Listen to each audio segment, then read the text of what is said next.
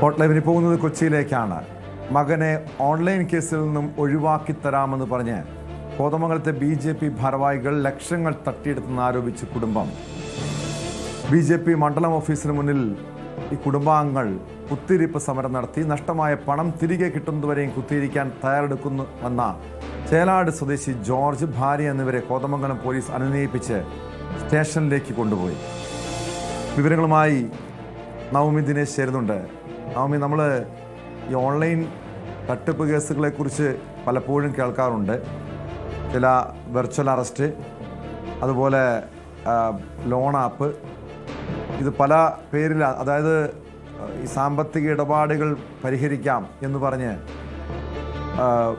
EDയുടെയും CBI, ED, മറ്റ് കേന്ദ്ര ഏജൻസികളുടെയൊക്കെ പേരിലാണ് പലരും തട്ടിപ്പ് നടത്തുന്നത്.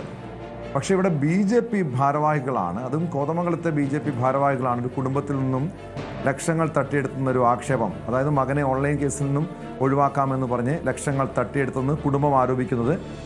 എന്താണ് ഇവർ ഉന്നയിക്കുന്ന ആരോപണം? എന്ത് നടപടിയാണ് ഉണ്ടായിരിക്കുന്നത്?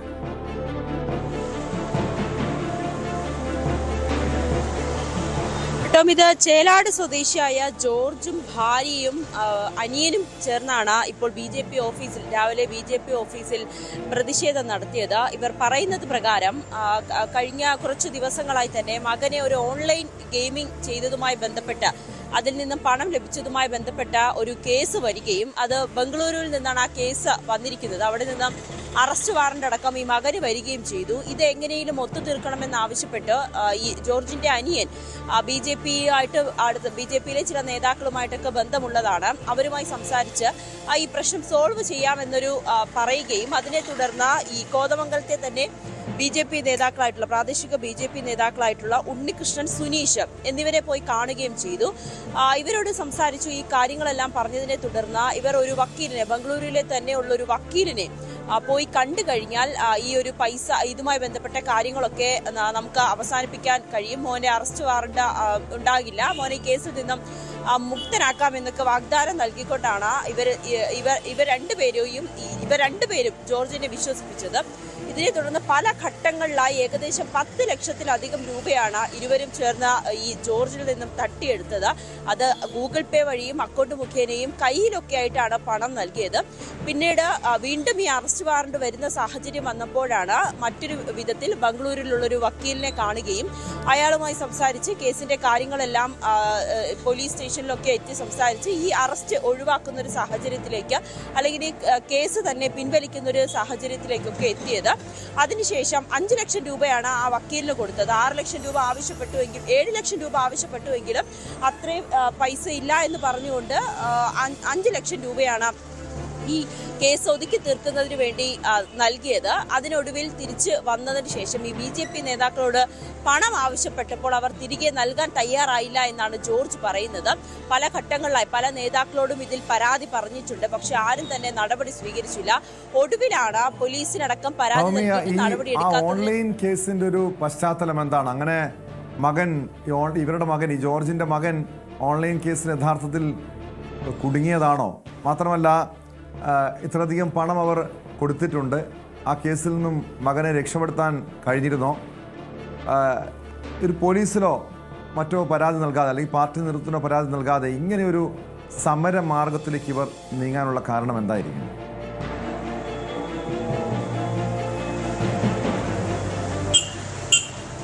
ഈ ഓൺലൈൻ തട്ടിപ്പുമായി ബന്ധപ്പെട്ട്, ഗെയിമിങ്ങുമായി ബന്ധപ്പെട്ട് മകന്റെ അക്കൗണ്ടിൽ പണം എത്തിയെന്ന് വിവരം ലഭിക്കുകയുള്ളൂ. അതിന്റെ ആധികാരികമായിട്ടുള്ള കാര്യം നമുക്കിപ്പോഴും ലഭ്യമായിട്ടില്ല.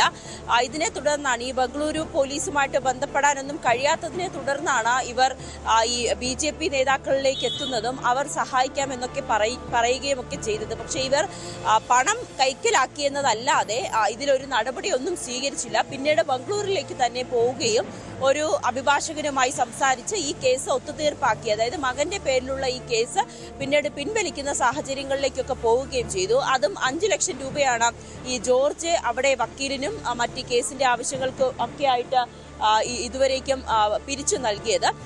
എന്തായാലും ആ കേസ് അവസാനിച്ചിട്ടുണ്ട്. പക്ഷേ ഇവർക്ക് കൊടുക്കേണ്ട 10 ലക്ഷം രൂപയോളമാണ് ഈ BJP നേതാക്കൾ തട്ടിയെടുത്തത്. ആ പണം തിരികെ നൽകിയില്ല എന്ന് പറഞ്ഞുകൊണ്ടാണ് ജോർജ് BJP ഓഫീസിന് മുന്നിൽ പ്രതിഷേധം ഇരുന്നത്. എന്തായാലും കോതമംഗലം പോലീസിന് പരാതി നൽകി. പോലീസ് ഇതിന്റെ അന്വേഷണം ആരംഭിച്ചിരിക്കുന്നു എന്നാണ് നമുക്ക് അറിയാൻ സാധിക്കുന്നത് കേട്ടോ. അതായത് ഇവരുടെ സമരം പൂർണ്ണമായും ഒത്തുതീർപ്പായോ പ്രശ്നപരിഹാരമായോ? കാരണം BJPയുടെ ഒരു ഓഫീസിലാണ്, അതിന് മുന്നിലായിരുന്നു കുടുംബം ഈ സമരം ഇരുന്നത്, പ്രതിഷേധ സമരവുമായി രംഗത്തിറങ്ങിയത്. ഈ BJP നേതാക്കൾക്കെതിരെ നടപടി ഉണ്ടാകും. കാരണം പണം കൊടുത്തതിൻ്റെ തെളിവുണ്ട്, ഓൺലൈൻ ട്രാൻസാക്ഷനാണ്. അതുകൊണ്ട് തന്നെ പോലീസിൻ്റെ ഭാഗത്ത് നടപടി ഉണ്ടാകും. എന്താണ് കോതമംഗലം പോലീസ് വ്യക്തമാക്കുന്നത്?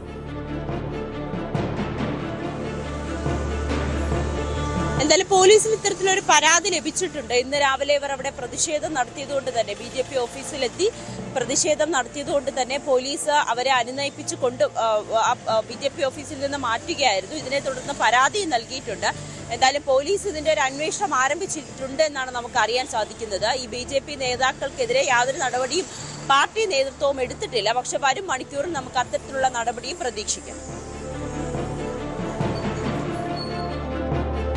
വ്യക്തമാണ്. കൊച്ചിയിൽ നിന്ന് നവമി ദിനേശാണ് വിവരങ്ങൾ നൽകിയത്. മകനെ ഓൺലൈൻ കേസിൽ നിന്നും ഒഴിവാക്കി തരാമെന്ന് പറഞ്ഞാണ് കോതമംഗലത്തെ BJP ഭാരവാഹികൾ കുടുംബത്തിൽ നിന്നും ലക്ഷങ്ങൾ തട്ടിയെടുത്തത്. ഇതേ തുടർന്ന് BJP മണ്ഡലം കമ്മിറ്റി ഓഫീസിന് മുന്നിൽ ഈ കുടുംബാംഗങ്ങൾ, അതായത് കോതമംഗലം ചേലാട് സ്വദേശി ജോർജും ഭാര്യയും അടങ്ങുന്ന കുടുംബാംഗങ്ങൾ കുത്തിരിപ്പ് സമരം നടത്തുകയായിരുന്നു. സംഭവം പറഞ്ഞ് പോലീസ് എത്തി. ഇവരെ അനുനയിപ്പിച്ച് സ്റ്റേഷനിലേക്ക് കൊണ്ടുപോയി. സംഭവത്തിൽ പോലീസിന്റെ ഭാഗത്തു നിന്ന് അന്വേഷണം നടക്കുന്നുണ്ട്. കൂടുതൽ വാർത്തകൾക്ക് News 18 Keralam YouTube channel subscribe ചെയ്യുക.